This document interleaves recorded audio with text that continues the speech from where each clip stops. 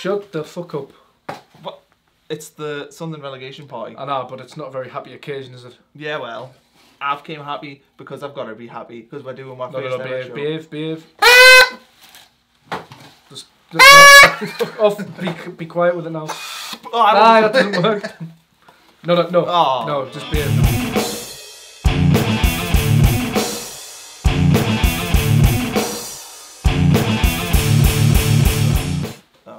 We'll get to business.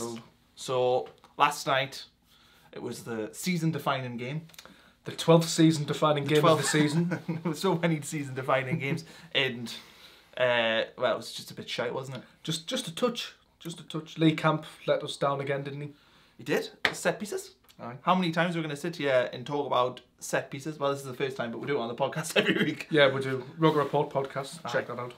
Set pieces, though, you know, look at the game yesterday. Free kick. Should be easily defended. Put in a dangerous area, to the Bolton's credit. But keeper's got to command the area. Defenders are going to command the box. And neither of that's been happening all year. It was also handled into the net by Zach Clough, I believe. Right. Which isn't really an excuse because he had kind of the freedom of the pitch, didn't he, to get there. It's kind of the way the cookie's been crumbling, though. Ah, cookie, I get it, as in Coleman. Yeah, I like it. I didn't even mean that. Did you not? That's even better. No, but we are shite in so many words. Not to get too analytical about it, but we're not very good. The defence isn't very good. The defensive, I mean, I want to talk a little bit about the defence because we've got John O'Shea. Tyus Browning is not very good. Clark Salter, you know, are they? Surely they're the worst defender out of the lot is Billy Jones. Billy Jones. But look at that back. If you look at that, the defenders that we have, you know, Coney played last night as well. All them players are surely better than bottom of the championship. I'm sorry, they should be better. So that suggests to me. I'm not convinced they are anymore. You don't think? You don't think? I honestly don't. I think Coney was a flash in the pan. O'Shea's past it. Clark Salter's not good enough. That's why he's at Sunderland and hasn't broke through at Chelsea. And to be honest, when has Billy Jones ever been good enough? No, Billy Jones is bad. Like. And Tyus Browning is not going to make it at Everton. He probably won't make it at Sunderland at this rate. Billy Jones started as a centre mid. How? How did John O'Shea play centre mid for Man United in the Champions League? How? I've no idea. Well, he nutmegged Luis Figo famously once. He did. He scored that unbelievable goal at Arsenal. He did. But this is the problem, isn't it? The players come to Sunderland because they're flawed or old or too young or too inexperienced. So we've got a mismatch of too old, too inexperienced, or just shite. I mean, what about... Can't defend, can't attack. That's the thing. Like McGeady, you know, people pick on McGeady, people pick on Honeyman. Particularly Honeyman gets it quite a bit. He does get it. Where I suppose defenders of Honeyman. He's my player of the season. He's his player of the season. He's probably not mine. I don't think we deserve a player of the season this year. I think the Honeyman does. It'd be like when we went down and Kevin Ball got player of the season just for his work rate. Basically. I'd give it to the tea lady or something.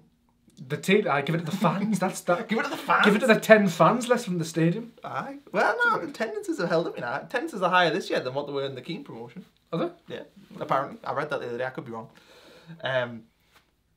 We're stuck in it though. We're stuck here with these flops. McGeady, Honeyman. Are they part of the problem, or are they the best of a bad bunch and we pick on them because they've got obvious flaws? McGeady can't defend. Let's be honest, can't defend. Honeyman, he's just an average footballer. He is an average footballer, and he gets a lot of stick. But I think we should protect our academy lads a little bit. And the lad's being asked to play right wing back, right midfield, right wing, centre midfield. He played all over the place last night. That'll be something that hurts his career as well. You need a, I think when you're younger, you'll end up like Phil Neville. Yeah, you need to nail a position. Or you end up like Richardson, where, you know, what was he? God loves him though. God loves him, but, you know, right now, Kieran Richardson, what was he?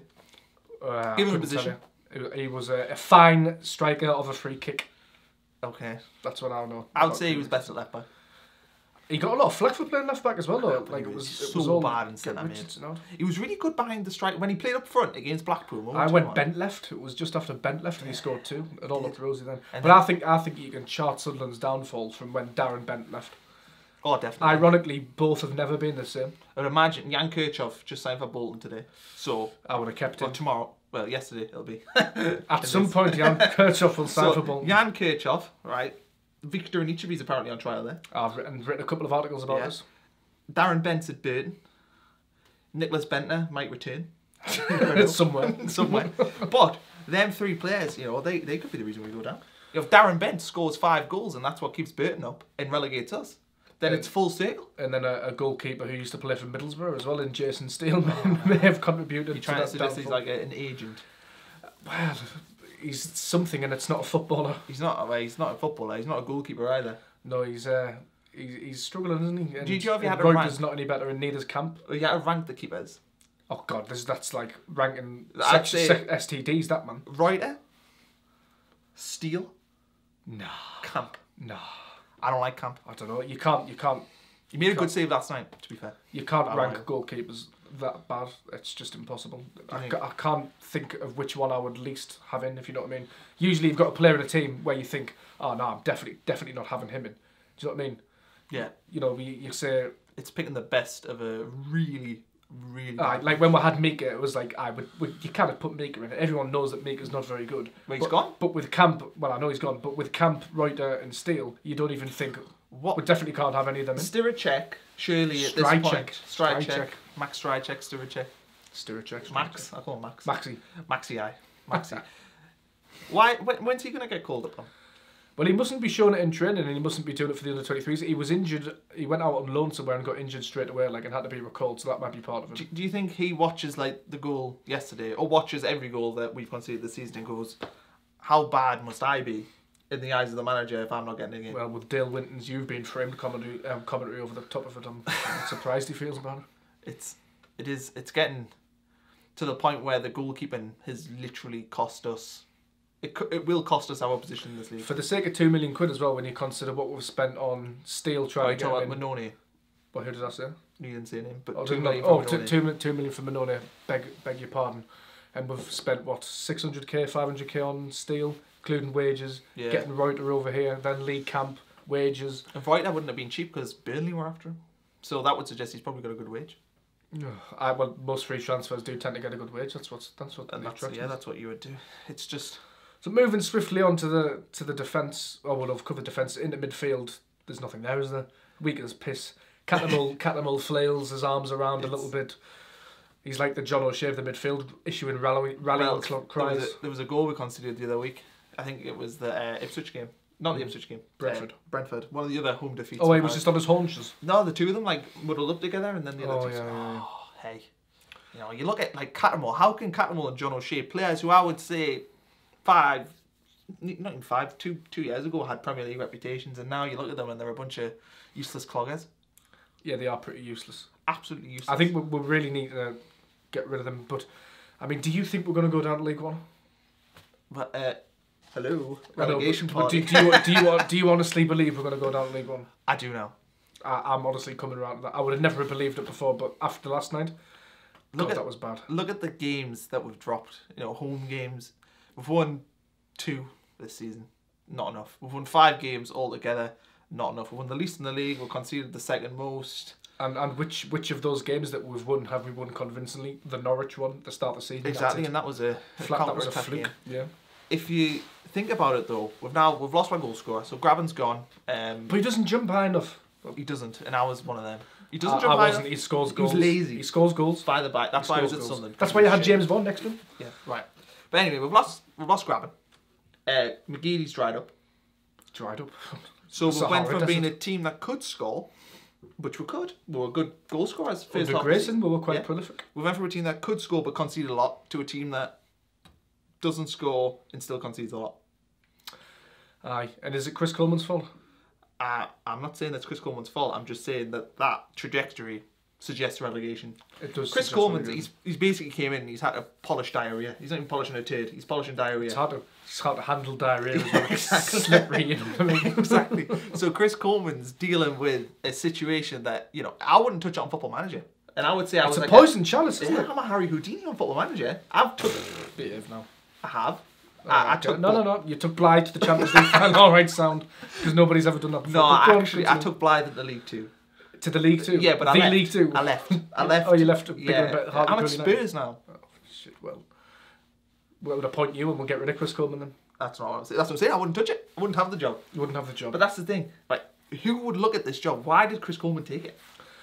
I reckon, well, there was rumours of a falling out in the Wales camp, wasn't there? Well, that's obviously the case, but surely you would just resign or just leave and wait for a good job. I think, you know, egos play a big part in management, and I'm not saying, you know, Coleman's egotistical. I don't mean that. I mean that he genuinely backed himself and thought that he could come in and have an impact, which, if he didn't have such shithouse, useless players, is entirely possible. But I think he's got here and he's realised, oh shit, these reputations aren't reputations anymore. The whole place is in tatters. I've got no money whatsoever to spend, and the fans are a problem. Do you think it'll be an interesting watch when that Premier Passions remake's brought out, which is meant to be coming out on Channel 5, I think? So that'll be Championship Passion, but then in Championship League One, stroke League One. League One Passions. Yeah. So it's going to be an interesting watch. It's gone from being an interesting watch for Sunderland fans to being an interesting watch for the whole of football. Yeah. it's going to be... And we're already a laughing stock, and that's just going to compound the misery. Because we all know it's a shambles behind the scenes. But what... It's going to be on camera. The thing is, though... I mean, people know we're ugly, and we're on camera now. That's true. And we've got stupid hats on. We've got stupid hats No, keep in mind, gotta keep the spirit. It's a party. No, but we should be wearing black. It's a funeral. R.I.P. Sunderland. I suppose. I'm white. Yeah, well, you know. So, what happens when we go down? So, when we go down, I would say when, for the sake of this conversation, Chris Coleman, does he stay? Does he go? Could we afford to keep him?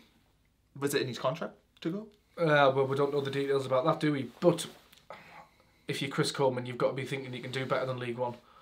But do you think... I think he could get offered a stable job. Should I tell you how I look at it? So, Coleman, or any manager for that matter, will see Sunderland go down. And they'll look at the teams that have bounced back and what's happened to them since. So, you know, we've seen Norwich do it. And they came straight back up under Paul Lambert into the Premier League. We've seen Wolves do it, and they're about to go back in the Premier League. We've seen Leeds, probably a bad example. They took a while to come up, and then Southampton. Yeah, Southampton's done it. There's examples of teams smaller than Sunderland and teams of similar size to Sunderland, going down again, and then rising up from the ashes. Phoenix from the ashes. Yes, that's exactly what it would be. How does Sunderland go about doing that? Because Southampton, remember when they went down, they didn't have a penny. They didn't have a pot to piss in. No, they didn't. So they did it. It took them 3 years, I think.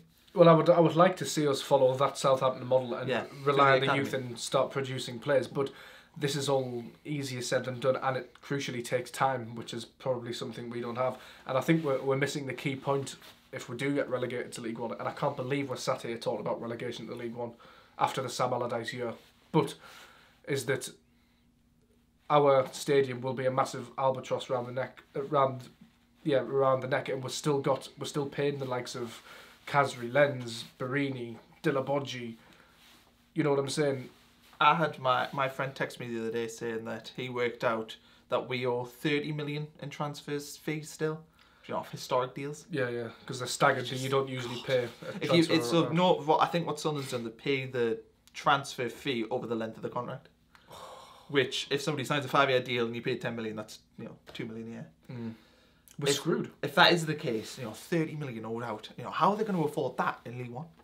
Well, they're not going to be able to, and the match day revenue is going to dry up. It's going to be a disaster for the city. Well, the match day revenue's dried up anyway. Look at the corporate bit at Sunderland, and it's empty. It's empty. Yeah. The boxes, how many boxes have they got at the minute? Occupied 50%? Not many. And that'll go down. Season tickets, like...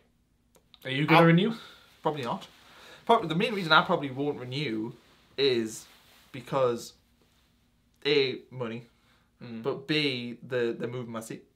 Because I go in the top tier. So I sit in the top tier in the front row, and it's a great view, and I don't really want to move. So I sit with the old Bromley people. Is not for moving. Yeah, I get my own private urinal. Right. Nice. If anyone's ever been in the top tier, you get your own private urinal. Far better than that trough thing you get in the bottom. It is. Yeah. It's the prawn sandwich class. Yeah, I'm upper class. Yeah, as we sit here in the working class area. The studio in Blythe. Yeah. So, looking ahead, Borough this weekend, which is allegedly a derby. I mean, I don't really get excited about it. I don't get excited. Do you know a Borough fan? Proper, like, friends? Yeah, I'm friends with a couple of Borough fans. Jimmy Lees, of course, formerly of Borough Fan TV. I've got a friend called Eden as well, who's two friends. Two Borough friends. I don't have, apart from Jimmy Lees, I don't have one. And do you know what? Like, I really don't care. Nah, they'll message me the day after, and when they inevitably beat us, and they don't even rub it in anymore. I remember the last one, Eden messaged me to say, "You're just really bad," and I feel a bit sorry for you. Do you think this weekend, playing as an optimist, Tony Pulis sides normally come to the Stadium of Light, and certainly in the Premier League always played for a draw. And they always came and got a 0-0 draw or a 1-1 draw. I don't think Tony Pulis will be playing for the draw. Do you not think? No. See, I just think he's away from home and he's just saying to the boys, don't win, draw. I think his style. I think Tony Pulis is a realist, and he bases his game plan off the players he has available to him and the opposition, the players the opposition have available to them. They have a quality forward line and some decent championship quality. We don't. So I think he's going to come. He might keep it tight for 20 minutes because it's a very Pulis thing to do. But if he doesn't take 3 points out of that game, he's going to be very, very pissed off. So do you think he's going to... This is a crucial game in Middlesbrough pushing towards the playoffs. Imagine that sort of attack. I mean, Rudy gets dead. Like, let's just think about it. He's going to be looking at that from corners. Right. He's going to watch every video of Sunderland this season from corners and be like, if I don't get one, like, I deserve dropped because... That's the thing. No way we can cope with him. That's the thing with strikers playing against Sunderland is you're disappointed if you don't score. You look at, as strikers, I'm guessing they look at games and they think, oh, there's a goal in there. Like, I've definitely got the beating of John O'Shea. You know, Billy Jones is slow. Like wingers, oh, I can cut inside on me right. We got destroyed off Brentford off the wing. Like their wingers literally just tore us to shreds. Like like 14 dribbles between them. The positional play of our backline was terrible. Would you bring in the Love man? I mean, I don't think Don Love has anything else really to offer us going forward. Do you think he? I don't see Don Love coming in and stabilising that back line. I don't see what we've got to lose. I don't see what we've got to lose. But Billy, and normally it's Billy fucking Jones because that's what you say when he's got the whole. Well, when's Adam Matthews due back, or is he just being dropped? Or I think he's just been dropped. Oh, he wasn't in the team. Actually, he wasn't in the squad last night. So I think I would have. And Oviedo's being totally. Well, there's rumours that that Mr. Oviedo refused to be on the bench the other day, so that have surfaced on a Roker Rapport today. Oh, I believe so. You know. Yesterday, by the time. Yesterday, yeah, I keep forgetting that. So, what do you think then? If we're gonna do a brief score prediction, score prediction. Have you ever seen the scene in Rocky 3 where Mr. T he's getting interviewed before his fight with Rocky, and the interviewer goes, "So, what's your prediction for the fight?" And he just goes, "Pain." That's my prediction. Pain, lots of it. Yeah. I think it's gonna be 0-0. 0-0. Yeah. I still think we're going down, but Tony Pulis, yeah, you just be like, right, okay. Boys, keep it tight. I think Borough will edge at 1 or 2-0. It won't take them long to get confidence when they get on the pitch with us and realise how shit we are. The one against Hull as well on Tuesday, 3-1. Yeah, and Gested scored 2. So that's what scares me. If he doesn't score, I'll be shocked. In fact, I might put that on, like, first bet. Put up my Roker Riches. Yeah, you could, yeah. I think Gested's a good bet. Anything's a good bet against Sunderland. I mean, Zach Clough is scoring against Sunderland. He's not all that, really. I quite like Zach Clough, you know. Is he even there? Is he on loan? No, at Bolton, I'm saying Bolton. Yeah, no, is he on loan there? Oh, is he on loan? I'm not sure. I'm not sure whether it was permanent or not. Because I used to quite like him. He's a Bolton youth product, isn't he? I believe so, yeah. He was at Bolton for a long time. Yeah, he used to be like one of them you'd buy on Football Manager. Yeah, he did used to. But like Adam Lafondre used to always come good. Good player. Very good player. Very good. Carlos Fierro. Unreal. Oh, yes, Carlos What was the defender called? Balanta. Oh, I never had him. You never had Balanta? Will Hughes centre mid. Will Hughes, yeah. In the camp. In the camp. Good deep line playmaker, yeah. Play in the hole, deep line playmaker. Very good. Who else? Mason Bennett at Derby used to be a good player. Mason Bennett used to be a good player. He never turns into anything in real life. It's funny, Sunderland never had any good young Football Manager players. No, Duncan Watmore was... He's alright on this year's. He's always injured. How different our season could have been if Duncan Watmore had been fit. Yeah. Just that pace. Imagine having, like, say, Graben with Watmore and Azora. I think we should get into the Graben thing because I'm annoyed at Sunderland fans and the attitude towards Graben. You're basically annoyed at me because I was the one. But basically, I'm annoyed at Connor. I was the one who was putting this about. That we don't need 11 goal scorer. We don't need goals because he doesn't jump high enough and he doesn't run fast enough and he doesn't look arse. But this is a cultural problem within Sunderland fans. Is we value hard work and determination. I'll tell you why. Which is fine because we've had the likes of Kevin Ball and Bobby Kerr. We've had these boys. Look. Yeah. Which is fine. But he scored goals. That's what we beat. Ashley Fletcher doesn't bring any of those things. I'm not disputing that. I didn't think when we were getting rid of Lewis Graben, we were bringing in Ashley Fletcher. I thought we were going to bring Chris Martin. Oh, well, Chris Martin. Come on, Chris Martin wouldn't have been discussed. And I love Copley. So. I hate Copley. Copley the worst. I'll fix you. Oh, dear. Right, okay. Viva la vida. I think we're going to wrap this up because we're now rambling about Football Manager. So, follow Roker Report on Twitter. Follow me and James. What are you at James Copley? At James Copley 73, COPLEY. Oh, you're not able to get the just at James I didn't strike fast enough. But I have had Twitter for a long time. So you should buy it. Can you buy it? But offer them money. I'm not going to offer people money just for a Twitter account. Well, I'm just at Conor Bromley, so I've got mine. We're also on Instagram. I'm on Instagram. Instagram's good. It's good for some pictures. You probably see pictures of us on Instagram. Actually, yeah, you will, yeah. And you can get all of our content at the rokerreport.com. Yeah, Facebook and that as well. Yeah, we're on all that. So give her a follow. And would like some feedback on this as well. Did you enjoy it? Did you think it was shit? Did you think it's a cringe? Connor's got a terrible voice and a terrible face. Do I sound too camp? For video, then tell us, please. Should I be wearing an American Eagle top? Do you want to wear Sunderland tops? Should we have these old pictures of footballers? Do you want short out or do you not? Or let me know. Let us know what you think. Give us some questions. Thanks. Thanks. Look longingly into the camera.